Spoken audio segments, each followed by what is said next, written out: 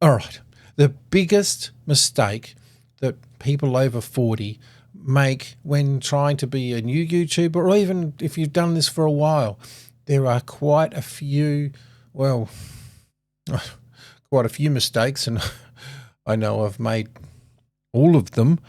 But I want to go through 3 today that I feel that if we can just get those 3 out of the way, then the world is your oyster. So the first one is that, well, all right, well, actually, this is the third one. No, this is the second one. Oh my goodness, I'm making mistakes already. But that's okay because, all right, I'm going to go to the second one then. Trying to be perfect. You don't have to be perfect. Try and be relatable. Trying to be understandable. Trying to, like, see, here's the other thing is there is camera confidence, and that's just being okay in front of a camera. But then there's the chatting, the talking. Those are 2 very different skill sets. You don't have to be perfect. And actually, in fact, some of the funniest things, some of the greatest things that I've seen on TV, YouTube, is when someone makes a mistake. It's not that they correct it, but they work off of it. And some of the greatest moments have come from mistakes. And let's face it, we learn from them. And so I'm not going to edit this video. And even now I've already made lots of mistakes, but kind of showing you how that works, and it's okay, you know. And just being in front of a camera, like I said, it doesn't have to be scary. You just got to practice. But we'll get to that in this, with this channel. And this channel is all about people that are over 40 getting their YouTube on and just showing the world, telling the world, and gifting the world with their skills, their craft, your skills, your craft. You have something of value. You have something great. So why not share it? Now, the first thing, because we've gone the wrong way around here, but the first thing is overthinking, well, the equipment, the microphones, the headsets and the camera.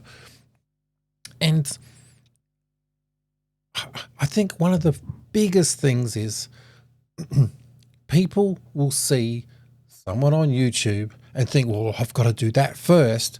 I've got to have the big setup. I've got to have all the gear. That's not how it works.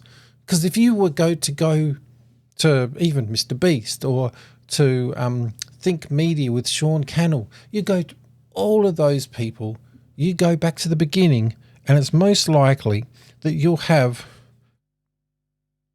a phone, and that's it. And I would even say if we just have, now I've got here a lapel mic, and yes, it's wired. I guess it's old school these days, but you can just put this on your lapel, plug this in to here, and just hit record. It doesn't have to be fantastic. You just got to start. Sean Cannell keeps saying, just press record. And that's what you got to do. And I find that if you just get those things out the way and just, okay, you're going to use a phone, but no one will know. No one will care. There are so many things. Like at the moment, you can't see it here, but I've just got my kid's desk lamp.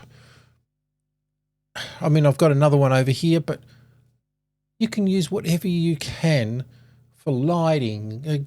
I've got a window here. You can go near a window. It doesn't have to be a lot of overthinking with equipment. I mean, I probably would put this phone on maybe a tripod or a set of books and lean it up. But then just share what you're doing. Or you get a tripod and you're just doing some craft.